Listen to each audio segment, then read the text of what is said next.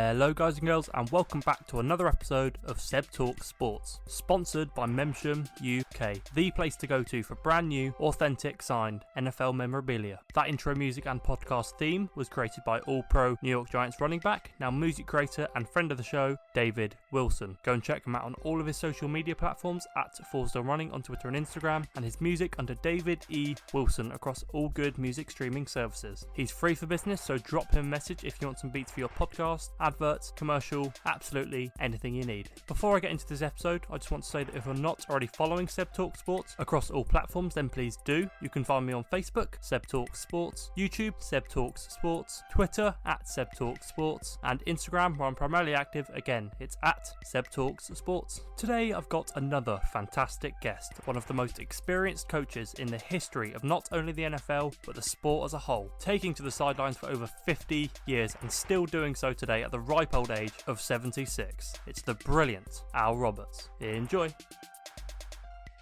My guest today is one of the most experienced running backs and special teams coaches in the history of football, having coached for over 50 years in total, with no fewer than 18 years spent in the NFL with some of the greatest players of all time. It's an absolute pleasure to welcome Al Roberts to Seb Talks Sports. Al, how are you today? I'm fine, and thank you for having me, Zeb. You're very welcome. It's an absolute honor to have you on my show. Okay, let's go right back to the beginning. I would love to know, what would you say your earliest memories of football are, and what made you fall in love with the sport at such a young age? Zeb, I was a young kid in Madera, California, and my dad keeps telling me that I was asking him I wanted to see a ball game. So I wanted to see a ball game. He said, "What kind of a game?" I said, "A ball game." So he wasn't into sports like that. So he was trying to find a ball game, baseball, basketball, or anything. So he took me when I was 5 years old to a football game at Madera High School. And it was a freshman high school game. It was a freshman high school game. And he said I was on the sideline running up and down the sidelines. And I don't know if that's when I fell in love with football or not. But I tell you, I still remember a couple of I remember vaguely some flashes of me running up and down the sideline. It was a muddy field. I didn't pay attention to the ball game at all. But I want to say that's my earliest that I start off remembering. My next part of football was I was in the 5th grade at Galen Clark Elementary. We were playing single wing football, and it was flag football. And I fell more in love with it. But my memorable time was when I was in the 7th grade at Herbert C. Hoover Junior High School in Merced, California. We were playing football. My grades went down, and my dad took me off the football team. And I made my mind up right then that I was never going to be kicked off of a football team again because of my grades or anything. So the next year, I kept my grades up in the 8th grade. I took off, and I loved the game, and I fell in love with it then. So I'm going to say 7th, 8th grade was my beginning years. It was tackle football, and it was fun. Fantastic. And it was obviously a very good decision to focus on your grades and get back into the team, because before you turned to coaching, you played both high school football for Merced High School in California and then college for both the University of Washington and the University of Puget Sound. But the very next year, in 1969, you decided to pursue the coaching route instead. So I'd love to know, what was it specifically that made you want to become a coach at the age of just 25? When I was playing, Zeb, I was an okay player. I was an okay average player. And I thought I was going to really be good. I thought I was going to be able to play in the NFL and those kind of things, but I wasn't quite good enough. And all along, coaches were telling me, "Al, you see the ball game. You know the game." So, I said, "Okay, let me just take a look at it." So I was in my first year, 1969. I was teaching the 5th grade. And the next year, in 1970, a coach invited me over to Mercer Island High School, Dave Enslow. 1970, I got into football then in 1970 at Mercer Island football. And he invited me over. I was assistant football coach there, and we had some success. We had a couple of tough teams at the end of the year, at the end of those years. And then Garfield High School needed a coach across inner city. And so I applied for that job, and I got the job. And 4 years later at Garfield High School, we were a winning team. And then from there, Zeb, if you allow me, I got called by Don James at the University of Washington. So I spent the next 6 years at the University of Washington. So that started my professional years. And you were just talking about your college there, and I'll get into that a little bit more, because of the 50 years of coaching experience you possess, 11 were spent at the college level, with no fewer than 7 of those seasons you coached in, resulting in your team advancing to bowl games, of course, where you won 3. So what did you find to be the main differences between the college level and the pro level, which I'll of course get to with the NFL? And which of those 7 bowl seasons did you have the most fun memories of? It was always those Rose Bowl games, Zeb. My first year, that last year, we had just taken second or third in the state championship in the state of Washington. And then the next year, I was invited to University of Washington by Don James. And that first year there, we went to the Rose Bowl. And we played Michigan in 1978 season. We played Michigan January 2nd. And I was excited. It was big time ball to me. We played against a beautiful Michigan team. And we ended up winning that ball game. And it was fun. But I'm going to say the Rose Bowls. I was at Washington for 6 years. And 3 of those years, Zeb, we went to Rose Bowls. And the other year, we went to the Sun Bowl in Texas. And the other year, we went to the Aloha Bowl in Hawaii.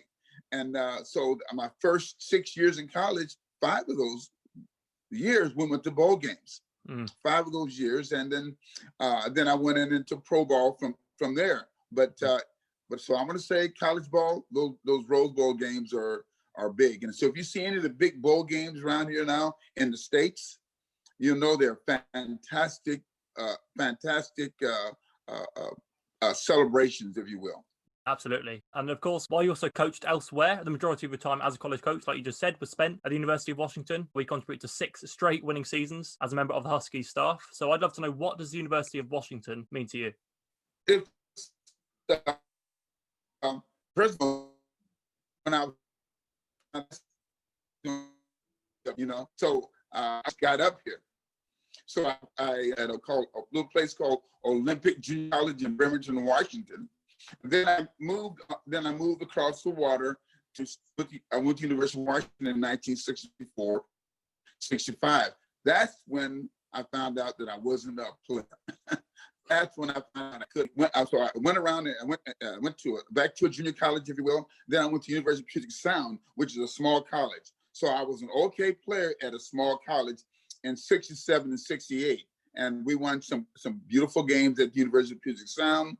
Then I started teaching the 5th grade. That's when I was invited to Mercer Island High School to start coaching, and on to Garfield, and then on to University of Washington. So it was a nice progressive thing for me. But let me take you back to a story that I was in the 5th grade. And I was in the 5th grade at Galen Clark Elementary, and I was drawing up football players right during a math test. I was having a math test, and I was drawing up football players. And Mrs. Myers said, "Albert," I said, "Yes, ma'am." She says, "I hope you do something with football in your life." I said, "Yes, ma'am." And there right now, I'm 76 years old. In another couple of weeks, I'll be 77. And I want to tell Mrs. Myers, I know she's passed now, but Mrs. Myers, I'm doing something with football. Absolutely. Okay, so I want to move to the NFL now, of course, because as an NFL coach of 18 years, you spent time as a member of the Eagles, Jets, Cardinals, Bengals, and the Rams. But of course, started your pro-level career by joining the staff in Houston as running back coach for the Oilers in 1984. So how big of a step up is it coaching at the NFL level as opposed to college? And how excited were you to join the Oilers staff? You progress with it. So you see in there, you see I was in high school, a couple different high schools. Then I was a head coach, so I had a leadership position, if you will. Then I had tremendous training under Don James at the University of Washington, and that staff was the one that really produced me, if you will. Don James and his leadership, his executiveship, and those coaches around him that came along with him and continue. We were all emerging leaders, and of course, they helped emerge me, if you will. So the NFL was the next step. But I had a lot of help from professional players, coaches, and those kind of things. And one of the biggest lessons I learned, the early lessons I learned, was give them information they can use. If you can give a professional at any level, at any branch, at any business, You get, even in the business you're in, if you can give your boss or people below you or above you information they can use, you got them. So that was my first trick. I was trying to continue to study and give the ball players information that they can use. And then I worked at it. When you work at it, that means you're growing, and that helped me. That was the biggest thing. But coaching and teaching older players is big. It is big. But again, if you give them information they can use, if you give a 10-year vet information he can use, you got it. And then he will spread the information about you as a coach and a person. No, absolutely. Okay, so just on players, I'm honing in on one individual player particularly. And of course, talking about 9-time Pro Bowler, 1990 MVP, and first team All-Pro that year. And of course, Hall of Fame quarterback Warren Moon. Of course, because you were a coach on the 1977 Huskies that won the 78 Rose Bowl, like you were saying, 27-20 over Michigan, where Warren was MVP. And then later crossed paths again in the NFL this time, when you were both a member of the Oilers in the mid-80s. And of course, I know you were a running backs coach, so didn't necessarily coach Warren directly. But what was it like to be around Warren? What did you see from him? And how did his preparation organization set him apart from the rest of the league? Well, I met Warren at University of Washington. So he was a young kid then. He was a young kid, and I had a wonderful relationship with him, a wonderful connected with him. And so we're just friends. Yes and no, I did not coach him specifically, but I know him and as a person and as a friend. Then he goes to Canada. He goes to Canada and plays up at Edmonton. I stayed at the University of Washington. And years later, of course, now we hook up at the Houston Oilers. So we had a carryover relationship. But working with him and being his friend and knowing him and watching him grow and develop, being a tremendous ball player up in Canada, come down and he's a Hall of Fame player down here at in the NFL is magnificent.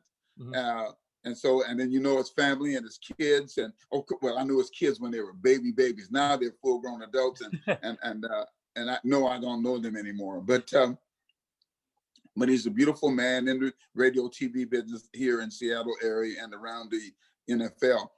But he was the first great one I ran into, and of course there were other guys that crossed your paths. But with Warren Moon, it starts off as my number one guy, as you said, and he's around town here someplace. It's good to hear. It's good to hear. And of course, as well as Warren Moon, you've coached some incredible talent throughout your career. Just list off a few names: Toussaint Tyler, LaRue Harrington, Stan Edwards, Mike Rosier, Rick Tooten, Jeff Feagles, Raul Allegre, Louis Aguiar, who I've interviewed recently, Carrie Blanchard, Corey Dillon, Neil Rackers, Jeff Wilkins, Donnie Jones, Josh Brown, and of course, Hall of Famer Earl Campbell. An endless list of Super Bowl champions and Pro Bowlers. But of those players, and of course any others you would like to mention, who are you closest to and whose ability did you develop the most? I'm not going to say I developed any of those guys because they're already produced. They already got great talent. But I was able to coach Corey Dillon a couple of years. At the University of Washington and then at the Cincinnati Bengals. So Corey Dillon, Rod Woodson was at Purdue. Rod Woodson was at Purdue, and I mean, you talk about a tremendous athlete. Did I run across a lot of guys? Yes, and nobody's first, second, or third. They're just so beautifully unique in their positions. Corey was a tremendous different athlete than Warren. Warren was completely different than Rod Woodson. And yes, there were some other guys around there. They're beautiful guys. And there's a guy and they're in the business of coaching right now. But so I don't want to put them 1, 2, or 3. I just want to put them as I was able to connect with them. I had a wonderful relationship with them, and they made me a better person and coach. Absolutely. And of course, as well as players, as running backs and special teams coach, you've served under some incredible football minds as well. Don James, you mentioned there, Hugh Campbell, Jerry Glanville, Leon Barnett, Buddy Ryan, Bruce Costlet, Jim Lambright, Dick LeBeau, and Scott Linehan, just to name a few there. So I'd love to know, what were the most important pieces of information you received coaching under those guys, and which lessons from them do you still implement today? I was an offensive coach all the time. But just as you're growing through the offense, then you run into Don James, who's a tremendous leader, organizationist, and defensive coach. Then you run into Buddy Ryan. Now, Buddy Ryan was a tremendous defensive coach along with his sons, Rex and Ron. And then you run into Dick LeBeau. So it doesn't stop. So then you come back to high school coaching, and you're supposed to be able to help with the offense, but you're more defensive minded. Because you have all those other influences in your life. But I love all of them. I love the relationship I have with all of them. and no one's better or greater than. It's just the uniqueness of each one of them. It's just the uniqueness of Don James with a Dick LeBeau, with a Buddy Ryan, and Bruce Coslett with his offensive mind, along with Kay Dalton at the another offensive mind over at the old 1984 Houston Oilers. But it was fine. It was fun.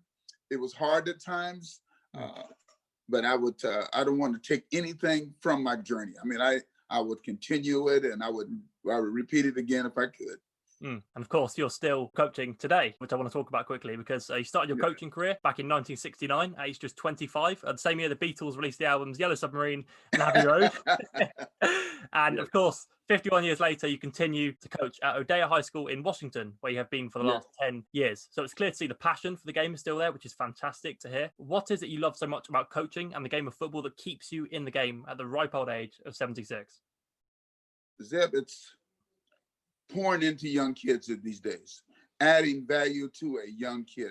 That 15-year-old kid that I coach and that 25-year-old coach in the Pro Bowl, they're the same guys at different stages. So I want to continue to pour into them. I want to add value to the young guy. I want that kind of development. I want to talk about his attitude, talk about the optimism, talk about his physical demonstration, about his just continued total growth. And Zeb, I want to be a model. I really do. I want to be a model. I want to be a mentor for young kids. I want to continue to monitor them. I want to continue to motivate young kids. So it doesn't matter the age right now. But again, if I can add value, if I can give that young kid information he can use as a 15-year-old and a 25-year-old and a 35-year-old, I think I'm in a good place. Because you can't give that same kid doesn't need the same information. That 15-year-old kid is different. So you go to college ball, NFL, and back to high school, you have to readjust your framework, your teaching work. You can't bring that college NFL thing to this young 15-year-old. He'll look at you like you're crazy, and they did. And they did. So you sit down, you sit down and slow down. You see where they are with football, where they are in their lives and their journeys, and you try to help them along in that journey. And you try to be the mature adult in that journey, and they'll go along with it. They'll develop slowly. You want to be able to see them bloom, but you never get the chances. You hardly ever get to see the full bloom, but you can see the growth day by day and little by little. And then they'll say something to you 15 years later. Oh, coach, you helped me so much. But then you have to say, okay, what's your name again?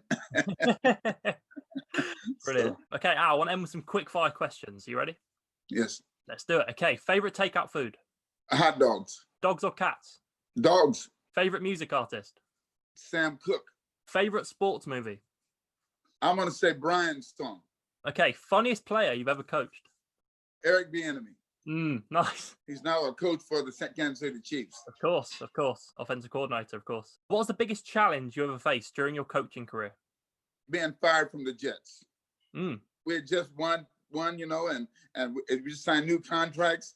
And I went in that particular day. It was my birthday. On my 50th birthday. I walked in there and they said, Al, you taking this awful easy. I said, taking what? They said, you guys just been released. I said, oh. On your 50th birthday? On my 50th birthday. Oh. Yeah.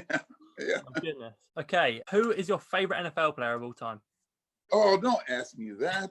My favorite of all time. There's too many. I got too many friends and too many buddies. Let's go with Warren Moon. Let's go with Anthony Allen. Let's go with Corey Dillon.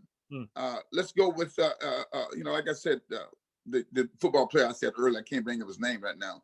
But just go with those guys. Did I say Earl Campbell? I mean, those are my guys. Those are my guys. And I live with them. I had fun with them. But see, say you have 7 guys and you're in the foxhole with each one of them and you're fighting for your lives in terms of that ball game.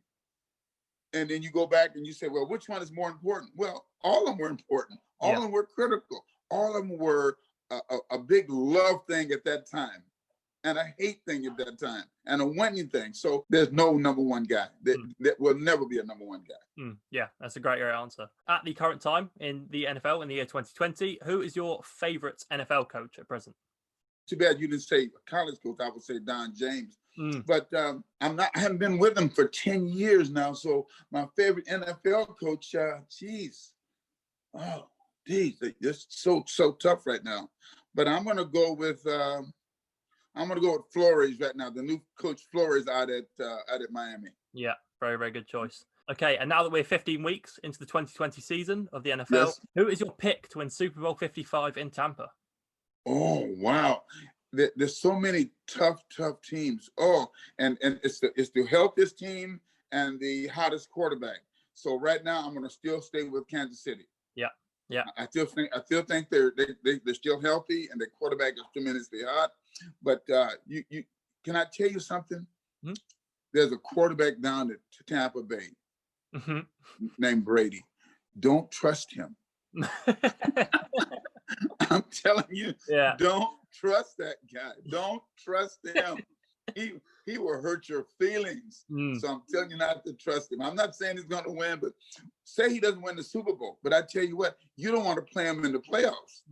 Yeah. You don't want to play him in the playoffs because they have a wonderful defense and they have him on offense and he can create and they can do things and they got a wonderful coaching staff and wow. Yeah, very, very good answer.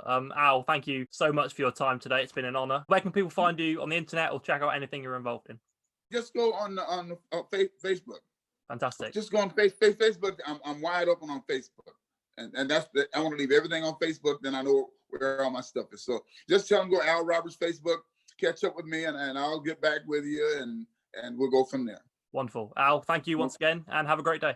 Thank you for reaching out to me, huh?